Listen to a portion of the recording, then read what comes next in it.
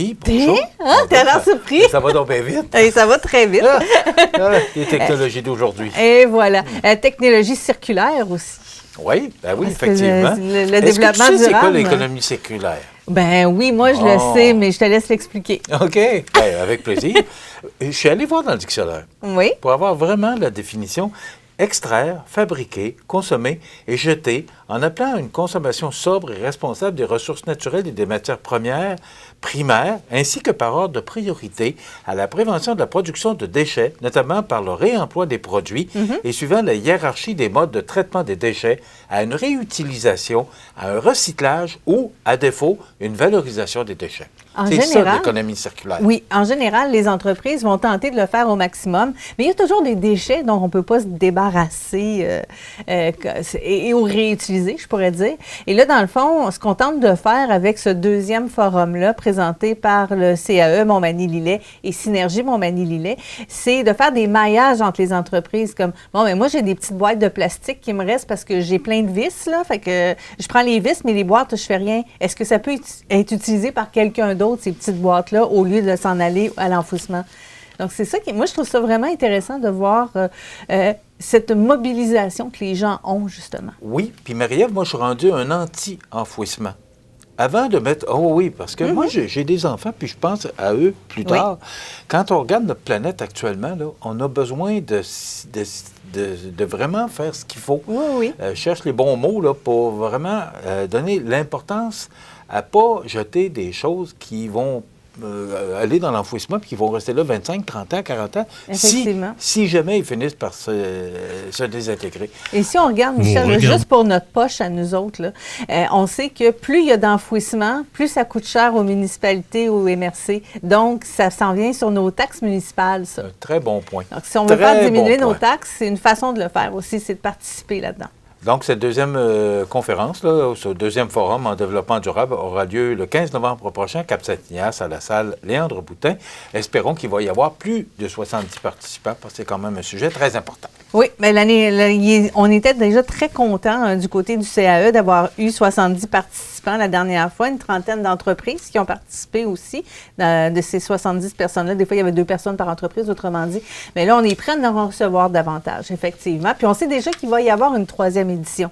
Ça, c'est déjà garanti. La deuxième n'a pas eu lieu, puis on sait qu'il va y en avoir une 3e. Oui, il va y en avoir une 3e parce qu'on poursuit dans ce programme-là, là, justement. On veut pas lâcher. On se remonte les manches, puis on avance en économie circulaire et en développement durable. Comme on dirait, go, go, go. Oui, on est capable.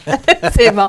Les producteurs et productrices, il faut leur dire go, go, go aussi parce qu'ils sont inquiets. Oui. Bien, ils ont raison d'être inquiets parce que, ils ont des temps difficiles. Puis c'est difficile.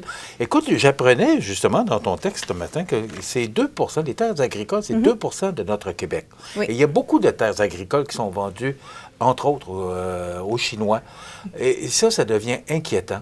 Et pour la relève, c'est très difficile pour eux d'acheter des fermes parce que ça coûte trop cher, puis le financement est très difficile.